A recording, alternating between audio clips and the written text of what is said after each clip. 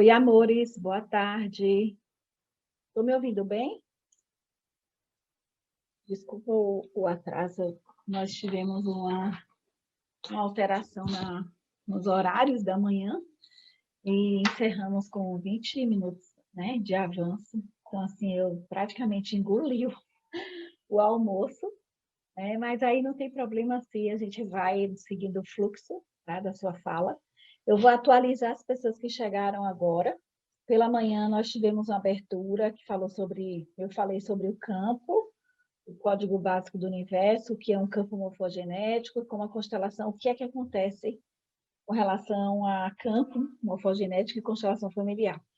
Depois nós tivemos a fala da Gláucia, que falou sobre todas as leis e como o psicólogo pode, né, se portar, né, ele constelador e psicólogo ao mesmo tempo. O que é que o Conselho Federal de Psicologia apoia, como é possível como você se porta na mídia. Então, ela trouxe várias leis, foi uma palestra super, mega, hiper esclarecedora. Nós tínhamos muitos psicólogos aqui, muitas perguntas. Tivemos a presença da Nelly, que trouxe tomar os pais, né, o pai e a mãe, com exercícios sistêmicos, foi muito bom. Depois a Salima, que falou sobre sexualidade curativa, também uma palestra forte, intensa. Ela fez a relação ancestral com a sexualidade e como a sexualidade ela está presente em nossa vida como fonte de pulsão, né? Prazer em aceitar a vida, em fazer o melhor dela. E tivemos o Leandro, que trabalhou saindo fora da caixa, e todas foram lindas, né? Aliás, eu sei que hoje vai ser um dia de muita... Eu estou muito orgulhosa, esse povo que fez a formação em constelação familiar comigo, eles sempre dão show. E dão show não só com essas palestras que trazem aqui para movimentar nosso sábado, não, constelando pelo mundo mesmo. Viajam e falam e apresentam, sai de Rio Grande do Norte, vai para São Paulo, vai para Bauru, outro que vai para não sei aonde, né? E todos, graças a Deus, constelam. E todos estão tranquilos e seguros, e é isso. Então, nós vamos receber a Cibele. A Cibele, ela foi uma das pessoas que ela e o esposo me conheceram pelo Timos às terças-feiras, né, que são os encontros online gratuitos. E eu tive o grande presente de constelar o esposo dela, que vai falar mais tarde. Eles fizeram curso de constelação familiar, acabaram de se formar. E ela vai conversar com a gente agora e a gente vai seguindo o fluxo, tá? A programação, ela está no link do Telegram, que vocês fazem parte do grupo, e está espalhado no Instagram também. Então, essa programação tem lá todas as palestras do que vai acontecer hoje, durante até as 10 da noite. Vou ajeitar esse outro computador que vai admitir. Ok.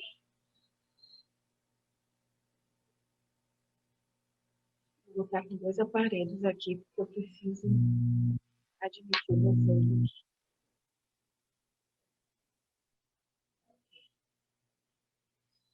Então, vamos lá. Bem-vinda, Cibele. Por favor, se apresente. Boa tarde. Tá me ouvindo, Ana? Tá eu falando bom dia. Tá vendo como eu tô? Boa tarde, estou te ouvindo bem, sim. Boa tarde. Primeiramente, quero agradecer a oportunidade de estar aqui. Muito ansiosa, muito nervosa, mas vamos lá. Confiar no fluxo da vida. E depois de uma manhã maravilhosa, que responsabilidade, meu Deus. Mas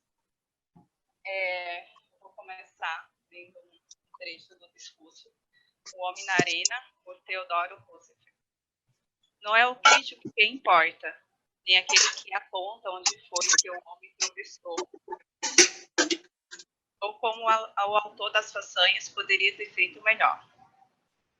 O crédito pertence ao homem que está por inteiro na arena da vida, cujo rosto está manchado de poeira, suor e sangue, que luta bravamente, que erra, que decepciona, porque não há esforço sem erros e decepções.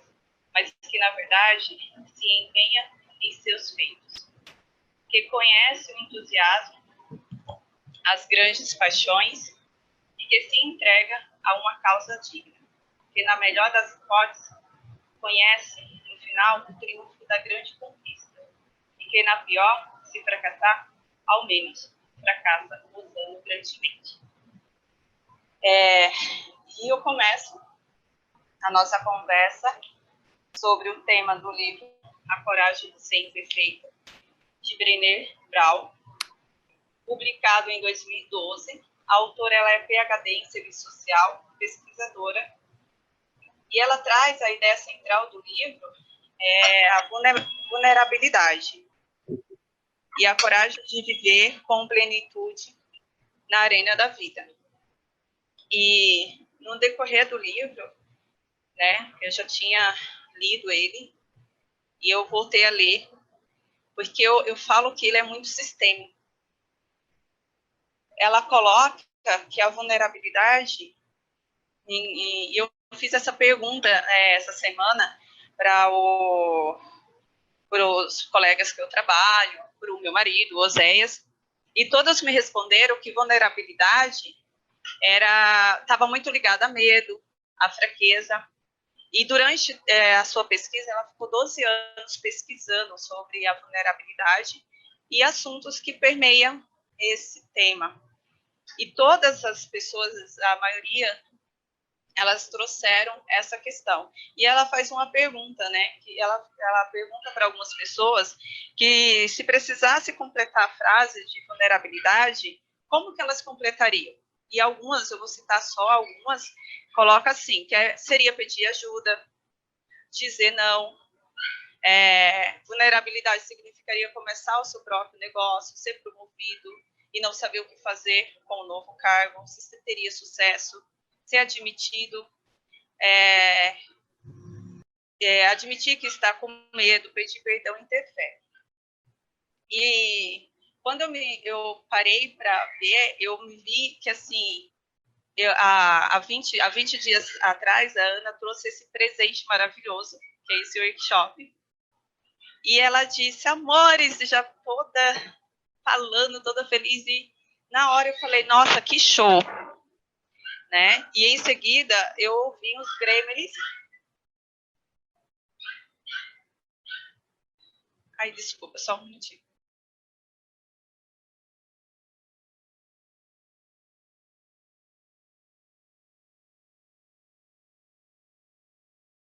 Desculpa, pedi para o cachorro latindo. E os gremlins, ela fala que são aqueles monstrinhos, eu não lembro de nunca assistir esse filme, fui até ver. São monstrinhos de um filme americano de 84, que traz essa questão de aterrorizar, de colocar pânico em todos que estão em volta. E ela usa o termo gremlins como um mecanismo de defesa, né, de uma autossabotagem. E eu tive isso quando eu ouvi a Ana falar. Na hora, eles vieram assim na cabeça e falaram, fica quieta no seu canto, que é mais seguro. Não vai se expor desse jeito. E aí eu falei assim, é mesmo, né? E fiquei, e foi passando os dias, e a Ana falando, e aí eu falei assim pro Osésio, eu falei, amor, fala que eu te ajudo. E aí ele, tá bom, e eu, na minha, né? Na minha zona de conforto, né? Como o Leandro disse, dentro da minha caixinha, era mais seguro. E aí a Ana foi falando, amores, coloca lá o nome, o tema de vocês, e aí no final da frase eu escutei, viu, Sibeli? Aí eu gelei, eu falei, meu Deus do céu, né? E a gente brincou que ela estava empurrando a gente para a vida. Eu falei, não, ela está jogando a gente, né? Ou a gente voa dessa vez, ou se estatar lá no chão. E eu tomei essa coragem coloquei meu nome e falei, não, vamos lá. Como diz a Ana, confiar e aceitar. Confiar no fluxo da vida e aceitar estar a serviço. E aí, segundo a autora, ela define a vulnerabilidade, foram 12 anos de pesquisa. Ela diz que vulnerabilidade é não conhecer a vitória ou a derrota. É compreender a necessidade de ambas e se envolver e se entregar por inteiro. É viver plenamente quer dizer abraçar a vida a partir de um sentimento de amor próprio. Não importa o que eu fizer hoje, ou o que deixar de fazer, eu tenho meu valor. E agora, pouco antes de abrir a sala, a minha filha estava aqui, eu muito nervosa, estou aí, nervosa, ansiosa, e ela disse assim para mim, exatamente com algumas, no livro, a Brené Brown fala isso, não importa o que você vai fazer, se será... a gente se preocupa muito com a perfeição, de fazer tudo com muita perfeição. O importante é fazer. E tem aquela frase que diz, né, melhor feito do que o perfeito.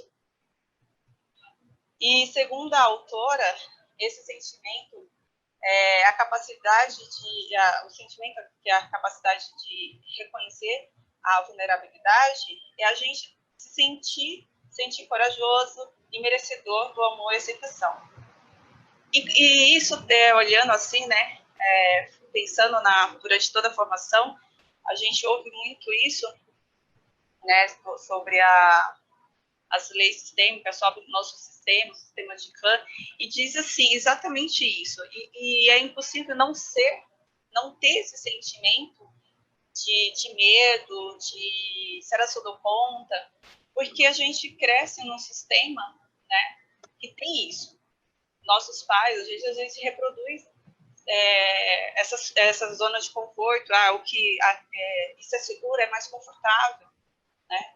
Então, faz parte do nosso sistema e não tem como a gente, às vezes, negar isso, mas a gente pode olhar, né, como a constelação ela não resolve o problema, assim, vai falar assim, olha, eu vou resolver, mudar, apagar o passado. Não é isso.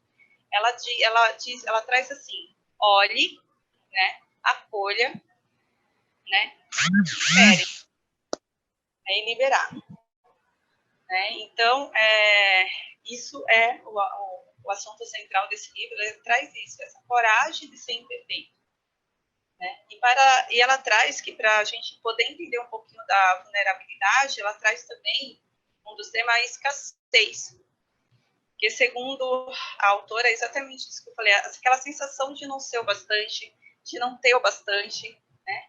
Que achamos sempre que está faltando alguma coisa, que não somos capazes ou que não temos nada a contribuir. E foi esse pensamento que eu tive quando eu ouvi o convite da Ana. Eu me parei nesse pensamento de escassez. Eu olhei e falei, mas o que eu tenho para contribuir? Né?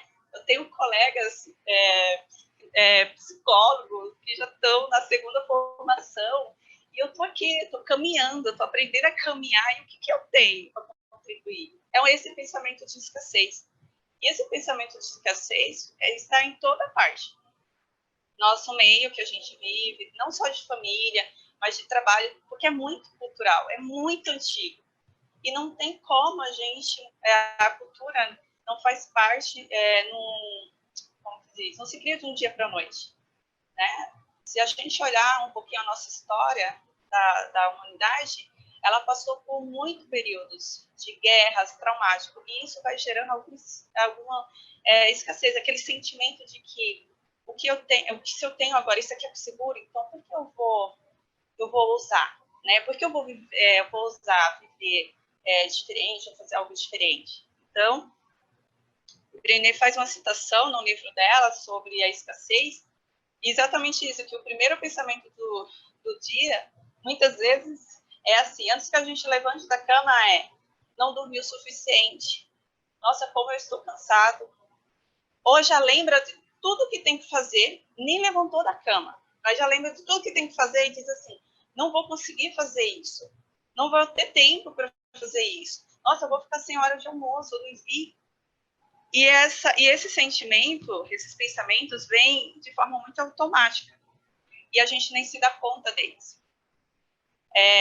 E ontem eu estava indo trabalhar e todos os dias, quando eu saio de casa, eu ligo para o Oséias e nós vamos conversando até eu chegar no trabalho. E ele ficou mais ou menos uns 10 minutos. Aí ele falou do trânsito, aí ele falou da palestra de hoje, que não sei o quê. Ele falou tudo que ele falou e eu fiquei calada. E de repente ele falou assim, ele riu e falou assim, nossa, tô eu aqui falando. Eu falei assim, e você já agradeceu de ter chegado bem no trabalho? De ter saído às 4 da manhã e ter chegado bem? Né? Aí ele riu, ele falou, tá bom, vai trabalhar. Eu falei, vai. E se a gente olha esse sentimento através da constelação, está sempre muito relacionado à falta de algo, de alguma coisa, ou até mesmo com aquele sentimento de não pertencer, de não merecer, né? E eu trago uma frase que eu gosto muito, de Betty Helling, diz que quando o indivíduo não se sente pertencente, é muito indeciso e não consegue terminar aquilo que inicia. Fica sempre buscando algo novo que também vai parar pela metade, pois são as insatisfações. E a gente nos damos conta disso.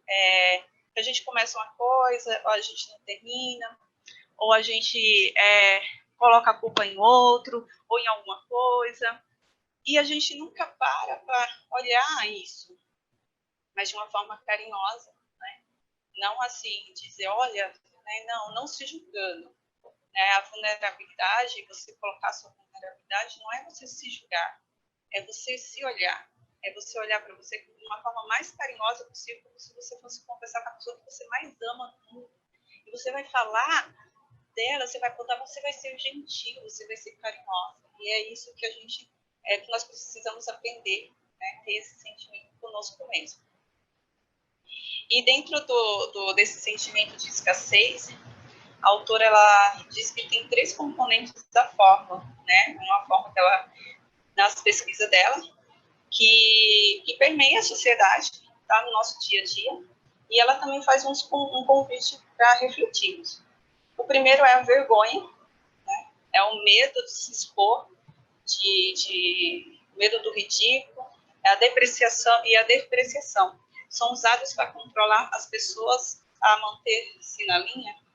O valor de alguém está ligado ao sucesso, à produtividade ou à obediência. Isso é muito sistêmico, né, Ana? Porque a gente, isso é muito mais antigo do que nós. A comparação, e o segundo é a comparação.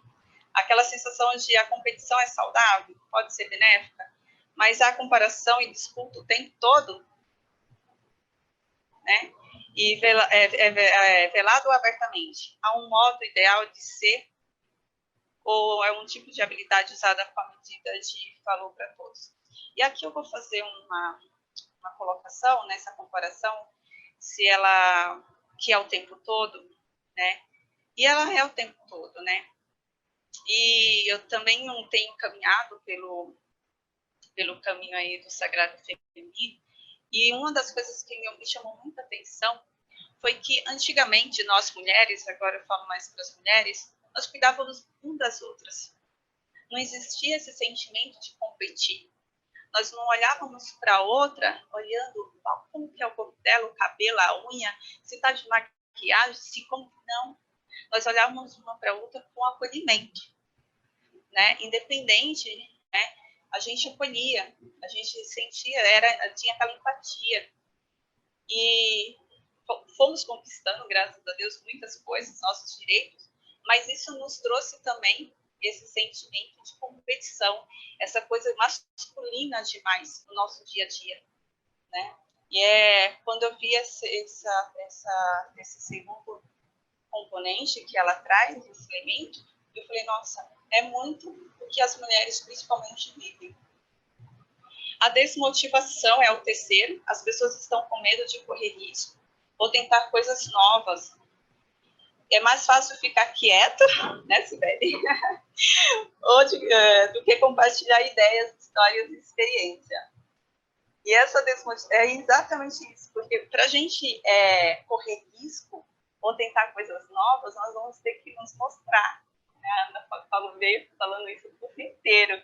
A gente vai ter que nos mostrar, a gente vai ter que como a Ana disse esses dias em aula, a gente tem que desistir. E isso é desconfortante.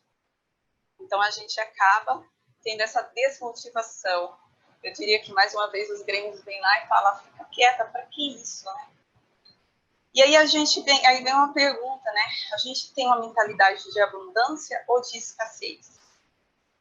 A escassez, ela define que é o sentimento de nunca se achar o bom o bastante, ou de nunca ter o bastante para o outro, né, para oferecer ou para compartilhar. E Brené fala que o oposto de viver em escassez não é cultivar o excesso, porque o excesso, ele também é uma moeda de dois lados, né? E ela traz que é preciso cultivar o suficiente, ou que ela chama de plenitude. E sua essência é a vulnerabilidade. É enfrentar a incerteza, a exposição e correr os riscos emocionais, sabendo que é o bastante. E quando eu vendo, ela fala da vulnerabilidade, da questão de filho, que vê uma incerteza que nós mulheres faz quando a gente vai, a gente fala assim, não vamos ter filhos, né?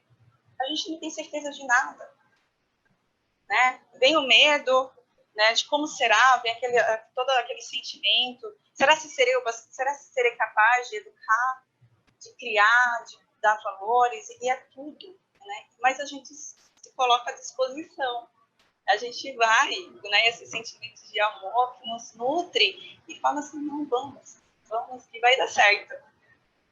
Só confiar, né, Ana? E a vulnerabilidade faz parte do nosso dia a dia, e para viver a vulnerabilidade é preciso vencer a vergonha, que isso é muito difícil. Segundo Brené, se quisermos ser pessoas plenas, estar inteiramente conectados com a vida em todos os sentidos, com as pessoas, com os nossos familiares, amigos, com pessoas, colegas de trabalho, precisamos ficar vulneráveis. E para isso temos que aprender a lidar com a vergonha. E só será possível quando entendermos que todos temos o bem e o mal, a escuridão e a luz dentro de nós. Né? Não existe a perfeição. E tem uma frase que, essa frase, ela, no livro, quando eu a li, eu até mandei para uma amiga minha, eu falei, isso define você. Essa frase diz assim, somente quando temos coragem suficiente para explorar a escuridão, descobrimos o poder infinito da nossa própria luz. E quando eu li essa frase, eu falei assim, define essa minha amiga, uma de coração, foi porque eu vi nessa frase o que ela enfrentou, assim, ela tem um filho, é autista, e ela foi aquela mãe que, por amor, porque mãe, a gente tem o sentimento de mãe de me proteger. Então, assim, o medo de expor o filho, disso, do que acontece, a gente faz o quê? A gente protege demais, né? E ela não fez isso.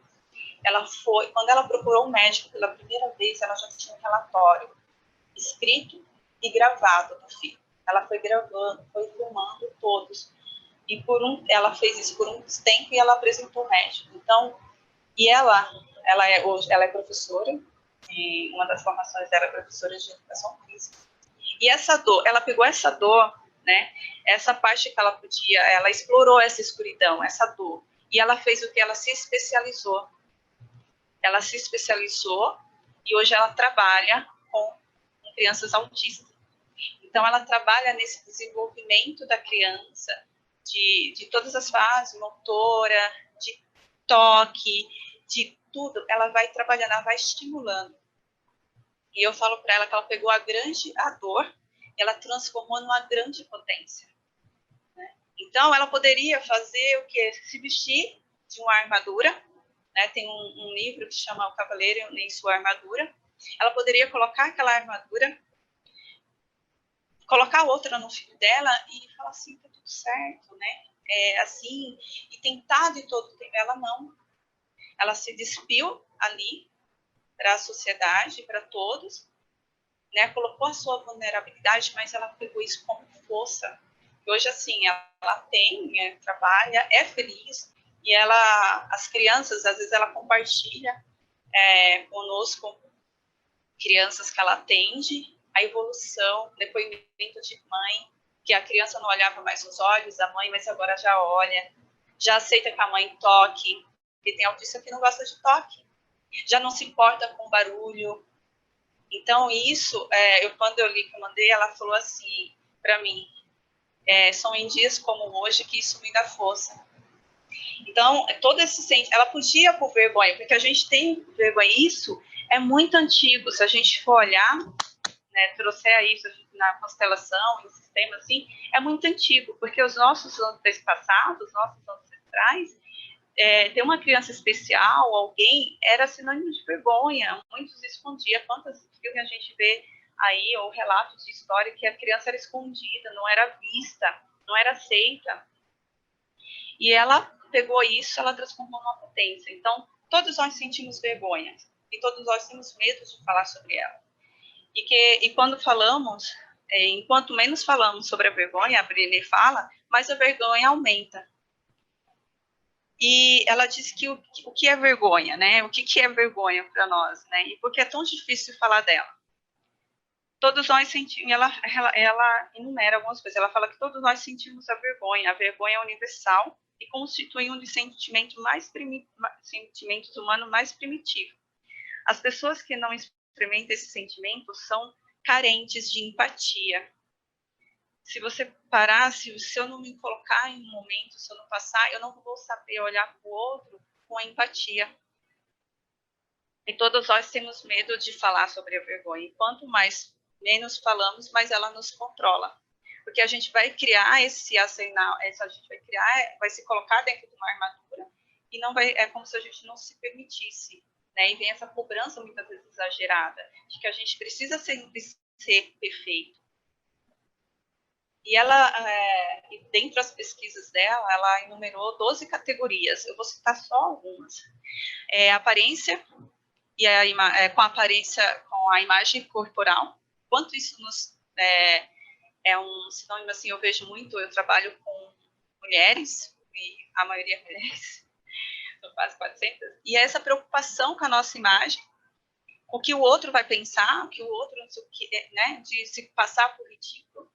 Quando eu, há muito tempo, queria fazer franja, e eu tinha essa preocupação de me expor. Nossa, mas e se acharem? O que vão achar? Vão dizer, tá velha demais para ter franja, porque só aqui é menininha que tem franja. Mas, eu vou. Se eu não gostar, eu prendo de lado e tá tudo certo. Né? O dinheiro e o trabalho, maternidade e paternidade, como eu falei antes, família, velhice e sexo. E é outra coisa para que a nossa sociedade, infelizmente, é uma coisa que está cultural da nossa sociedade, e aqui é muito cruel, eu vejo, com nós mulheres. Porque para o homem envelhecer, tá tudo bem. Mas quando nós mulheres vamos ficando anciãs, sábias, isso para a sociedade é visto é vergonhoso, né? Porque a gente tem que fazer uns botox, fazer umas coisas, fazer isso aqui, porque a gente tem que estar sempre linda, perfeita, né? Porque não é, né? Se a gente parar para pensar. E ela também pediu para os participantes delas darem exemplos de que é sentir vergonha. E eles falam que vergonha seria chegar em casa, onde eles falam que contar a mulher que grávida que foi demitido. E esses dias eu não sei se eu estava vendo um documentário, e um rapaz disse assim, ou foi no livro mesmo, que ele já estava há 3 meses desempregado. E todos os dias ele saía de casa no mesmo horário e só voltava à noite. Porque ele tinha vergonha de contar para a mulher que estava desempregado. E a falência é uma outra, eles colocam, não ter filhos, porque a sociedade nos cobra que nós temos que ter filhos, né? Isso é uma cobrança que vem, nós temos que ter filhos. Isso vem muito para a mulher também. E ouvir os pais brigando no outro cômodo e pensar, será só eu tenho medo? Isso e fazem marcas profundas.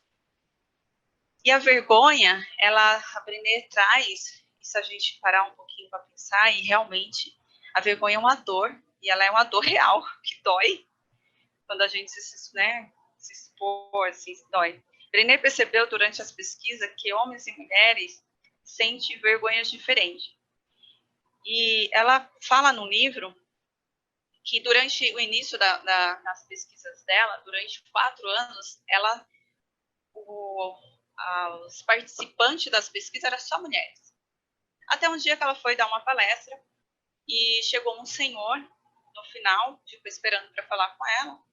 A mulher dele ela autografou o livro, ela saiu e ela ficou assim, e ele ficou lá insistindo que ele queria falar com ela. Aí a mulher dele viu que ele não ia desistir, se afastou, e ele chegou para ela e perguntou, e os homens? Porque ela falava de vulnerabilidade, de vergonha, só com as mulheres. E ela pergunta, e os homens? E ela fala que naquela hora, ela respondeu, eu só trabalho com mulheres. Aí ele fala que realmente, né? E a gente tem uma coisa assim, que homem, né? Isso é muito da cultura também, que eles têm que ser fortes, né? Um homem não chora, né? Os meninos que são criados assim, se o menino demonstra muito ser carinhoso, ser afetuoso, ser aquele menino mais meigo, os familiares ou o próprio pai ou fala assim, presta atenção, esse menino direito, que não sei o quê. Por quê? Como se eles não pudessem, eles também sentem vergonha, medo. Só que a própria sociedade, né, é cultural, é como se eles não pudessem sentir.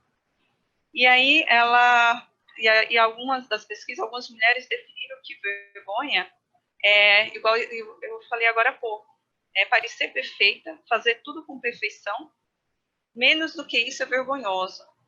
Ser julgada como mãe, porque a gente tem isso, né, de ser julgada como mãe, se a gente é boa ou não mãe, como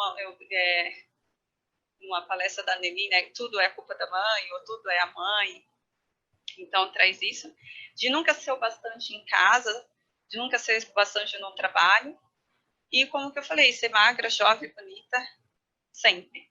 E para os homens, a vergonha é isso, é o fracasso, é colocar que ele também sente medo, que é mostrar qualquer tipo de fraqueza. Para eles, isso é muito vergonhoso. E a Brené fala que quando a gente consegue entender o que é vergonha, e como resolver isso, né? O que eu vou fazer? Pronto, tá, eu entendi o que é vergonha. E agora?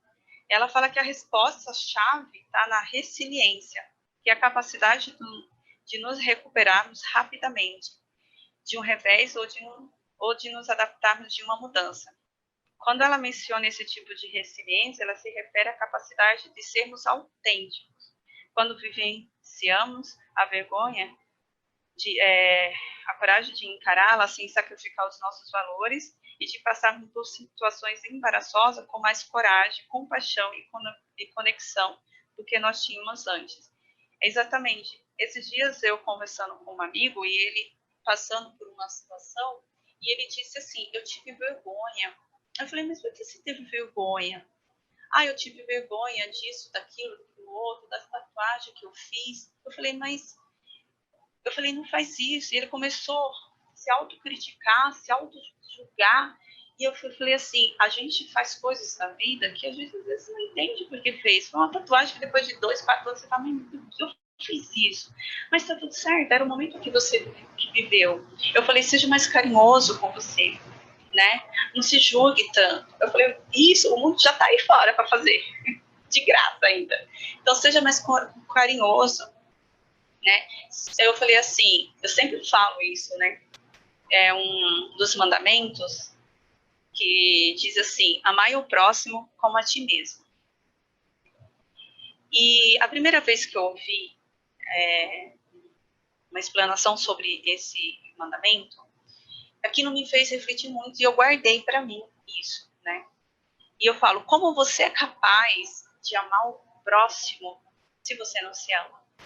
Como você pode ser capaz de ter empatia, de acolher, de abraçar, se você não consegue fazer isso com você?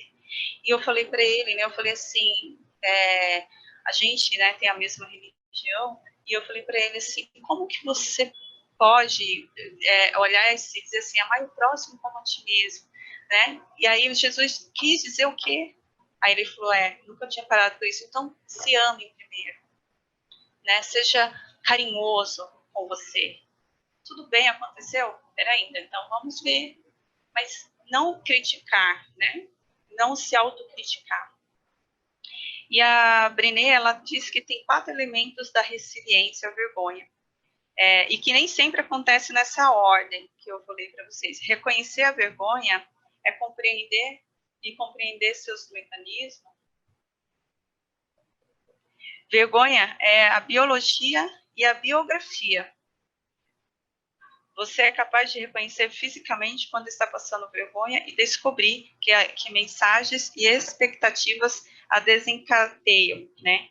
E quando a gente pensa assim, que ela é biológica, né, a vergonha é biologia e biografia, é bem isso mesmo. Está no nosso sistema, né, no nosso campo,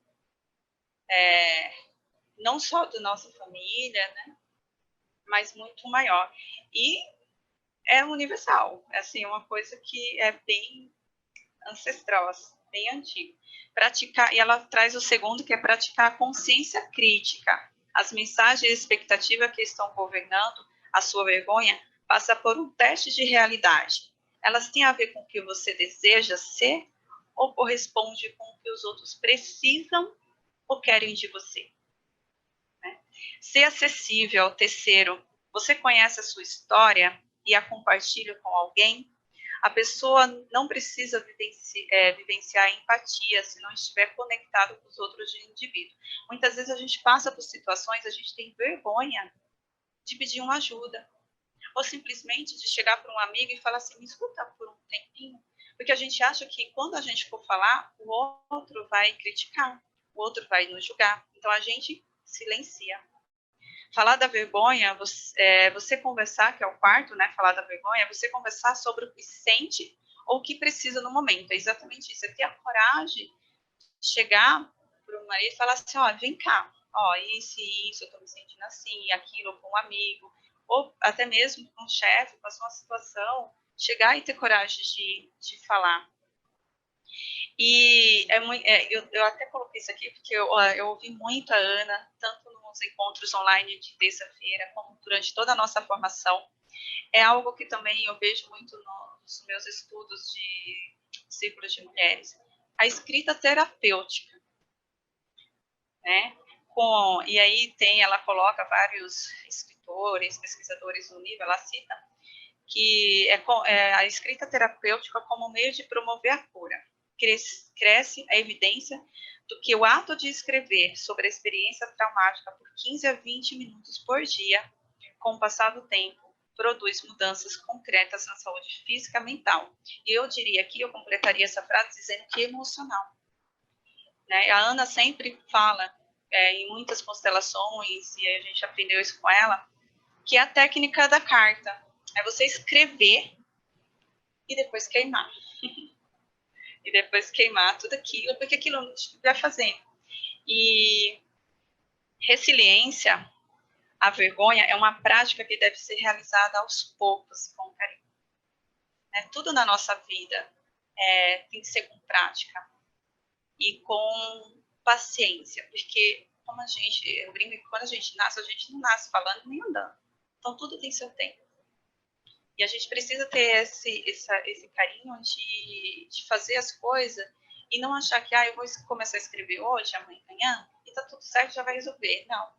Outra técnica que tem surgido também como terapia é a mandala. A questão de você pintar, desenhar, também é uma técnica de terapêutica, né, que eles têm surgido. E a vulnerabilidade, ela tem alguns mitos. Aqui Brené fala em sua pesquisa, ela coloca 4 mitos, né? E ela traz que a vulnerabilidade e a fraqueza foi o que eu ouvi quando eu perguntei para o Osé e das meninas com que eu trabalho. E ela diz que acreditar que a vulnerabilidade seja fraqueza é o mesmo que acreditar que qualquer sentimento seja fraqueza. Muitas vezes, ou quase sempre, associamos a vulnerabilidade a emoções sombrias, como medo, vergonha, sofrimento, tristeza e decepção. Brené Brown destaca que, após uma década de pesquisa, entendeu a vulnerabilidade e também o peso das emoções e das experiências que almejamos. E quando estamos vulneráveis, aqui nasce o amor, a aceitação, a alegria, a coragem, a empatia, a criatividade, a confiança e a autenticidade. E eu vou fazer uma colocação aqui, que tem mais ou menos um mês atrás, 2, por aí, eu estava conversando com um colega de trabalho, e ele falou de alguma coisa, e eu falei assim, eu sempre digo que o homem é movido a emoções. Isso eu tenho um pensamento. E ele falou assim, eu não acho, eu acho que é mental. Aí eu falei, não, tudo bem, pode ser mental. Porque a mente pensa, mas são as nossas emoções que nos impulsionam para a vida. É o nosso desejo de querer fazer, é o nosso desejo de querer descobrir como funciona, ou de criar. É isso que nos impulsiona para a vida. Quando eu dei o exemplo lá atrás, que eu falei de pais, né? Que vem aquele pensamento, vamos ter um filho, mas o que nos impulsiona para a vida é o desejo, é aquela emoção. Então, a vulnerabilidade, as pessoas se ligam muito só a sentimentos negativos, mas não, ela também nos impulsiona. E quando a gente está disposto a criar um projeto, né, a se colocar à disposição de algo, né, de pensar assim, vou fazer alguma coisa, a gente pensa, putz, se não der certo, mas vamos fazer, é o desejo, aquele sentimento de vontade, de querer que nos impulsiona para a vida. E essa incerteza, né, ela fala que a vulnerabilidade é incerteza, risco e exposição emocional. E o segundo mito é a vulnerabilidade não é comigo. É quando a gente finge que podemos evitar a vulnerabilidade. Tomamos atitudes